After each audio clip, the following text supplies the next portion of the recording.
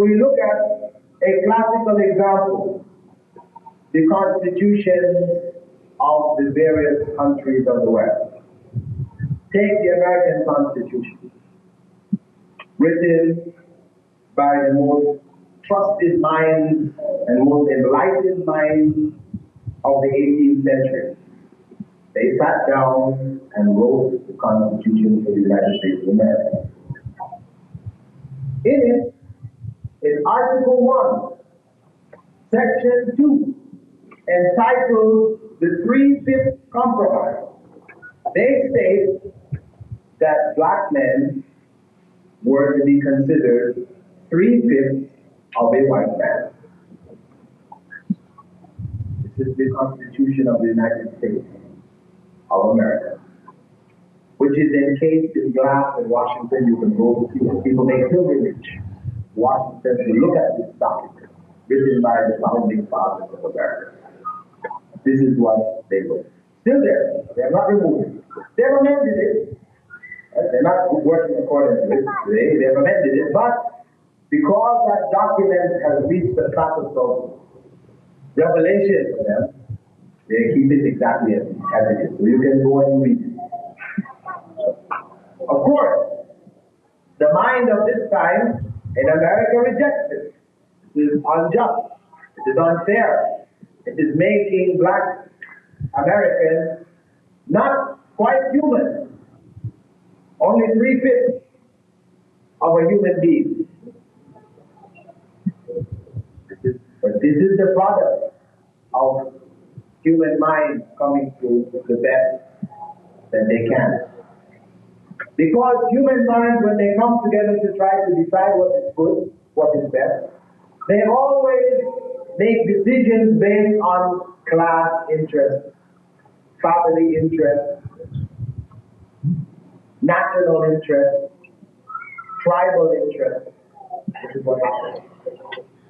And this is why Islam is fundamentally opposed to this. This is the basic principle of democracy. Because Allah, who created human beings, is the only one who can enjoy laws which are not a part and parcel of interest, feelings or interests which are being produced. It is free of class, national, caste, etc. The second principle in democracy is that there must be a free arena for discussion and consent. Meaning, everybody, when they get together to make a decision, has to come there not believing that he or she has the absolute truth. There's no absolute truth. We come, we sit down, everybody throws out the idea which we all agree on, this now becomes the best. No absolute truth. Whereas again, from an Islamic perspective, there are absolute truths. The Sharia represents absolute truth. Not this. Not the interpretation and application of Sharia. It's not absolute truth. But Sharia, revelation, the Quran and the Sunnah, this is absolute truth. So there's a fundamental difference. What does this mean in practical terms? In practical terms, it means that the West has no solid foundation for morality in society. What was bad yesterday is good today. What is good today can be bad tomorrow. That is Western morality, in a constant state of upheaval, constantly changing. This is why, for example, when we consider the pressure being applied to the society, in Western society, Western civilization, by the homosexuals, and how that society has caved in, it is obvious that the society is incapable of establishing a solid basis for morality. 30 years ago, if the average American was asked, what is your view on homosexuality? He or she would answer, it is an abomination unto the Lord. This is their view. This is from the Bible. But today, if you ask the average American, what do you think about homosexuality? He said, it's a personal choice. It's a personal choice. People should be free to choose what they want to choose.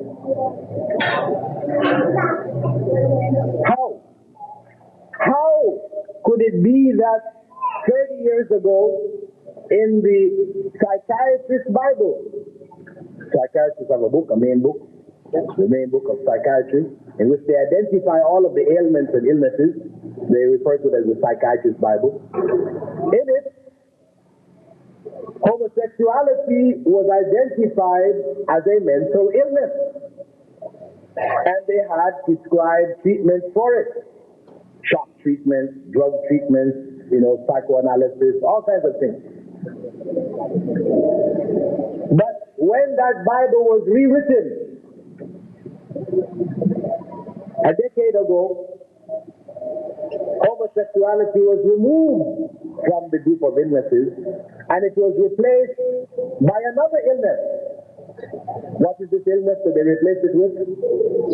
This illness is called homophobia. What is homophobia? Homophobia is the dislike of homosexuals. To hate a homosexual and his activities, to despise and to speak out against it, this is now classified as an illness, homophobia, and these are the people who now need to be treated by the psychiatrist. How can that be? How can that happen? It happens because the foundations of determining what is right and what is wrong morally in the society is not absolute truth, divine revelation, which cannot be changed, but human agreement. The basic principle which governs these kind of family affairs, and when I call it family affairs because now it is defined as family affairs. In America today, in the primary schools, in the major cities, they have books which are being taught, books for children, prepared especially for children, teaching about family affairs, and it's called My Two Dads. My Two Dads. This is real. Children at the age of 6 and 7 and 8 are being taught that you could have two dads, two moms, a mom and a dad, a mom or a dad. All of that is family. So they commonly don't even refer to issues of mom and dad anymore. They say parents. Single parent or parent. This state of affairs is the product of a line of reasoning which developed with regard to fornication and adultery. When they began to correct their legal system and remove fornication and adultery from the law book, they devised a principle. This principle was called consenting adults. This is the principle.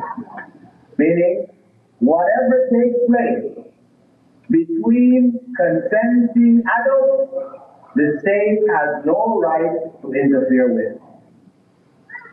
To try to interfere is to try to bring religion into family life. So they say the foundation is the principle of consenting adults. Two adults, whatever they agree to do between themselves, whether it be two males, two females, or a male and a female, then it is their right.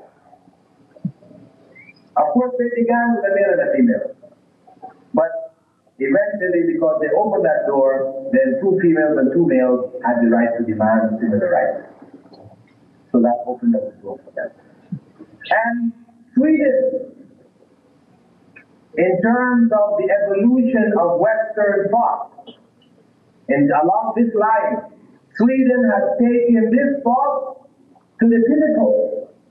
In Sweden, incest is removed from the law books as a crime. Meaning a man having relations with his mother, his sister, or his daughter, as long as they're adults, it is not a crime. And this is where democracy is headed. And Islam stands firm. Islam, the teachings of Islam stand firm against this thought, this way of thinking, this type of morality. This is why I said from the very beginning that only Islam stands in the way of secular democracy. All of the other civilizations, Chinese civilization, when it became communist, it became a part and parcel of Western civilization. Because communism is secular democracy, the rule of the proletariat. That's the democracy, and it is secular. The communists were even rougher on Muslims than any other people. Religious people of all types, but Muslims in particular. Indian society, they became secular also.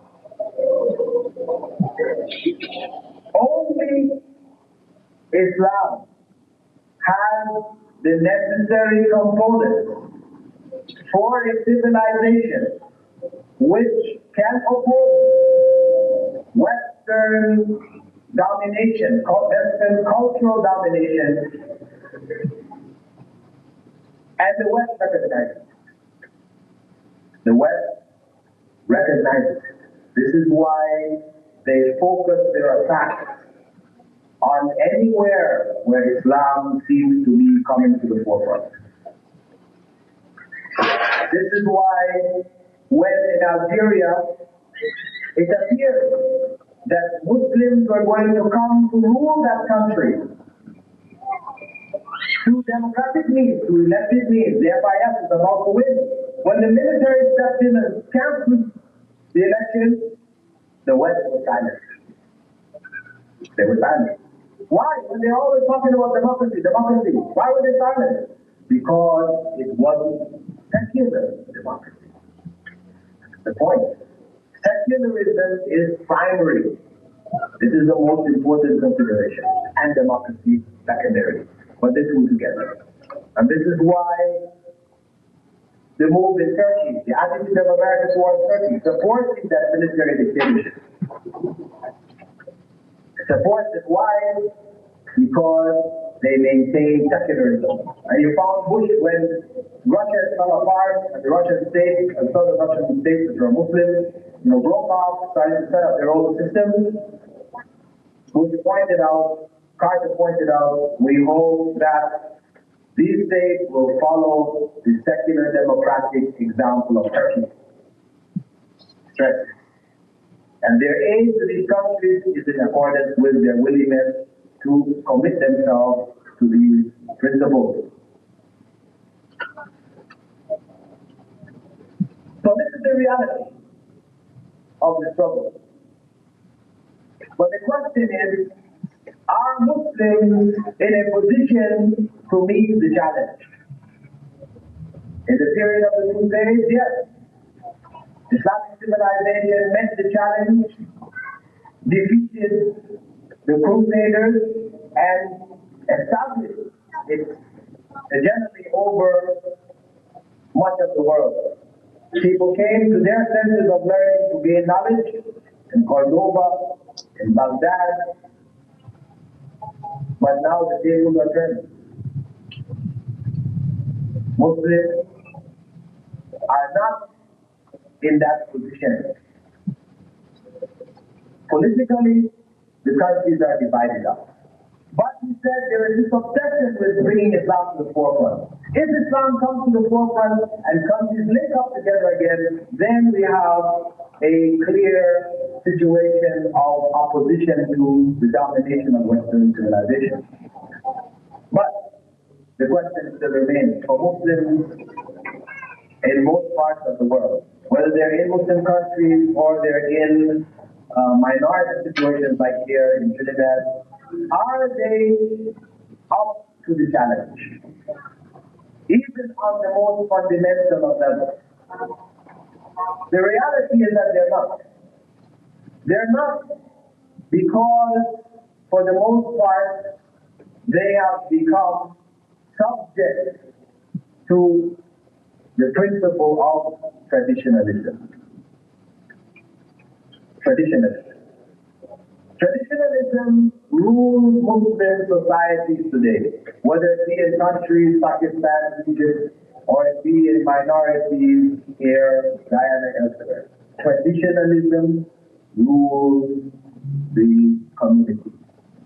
And traditionalism refers to the concept that we should blindly follow the traditions of our parents. Whatever our parents told us to do, whatever they did, this is what we should continue to do. You are not allowed to question. To question these traditions is considered some kind of deviation and heresy. This is why, if somebody who was enlightened to the foundations of Islamic civilization, which is in fact the Quran and the Sunnah, as it was understood by the early generation of Muslim scholars, righteous Muslims, the Sahaba, the Tabi'een, those after them, who carried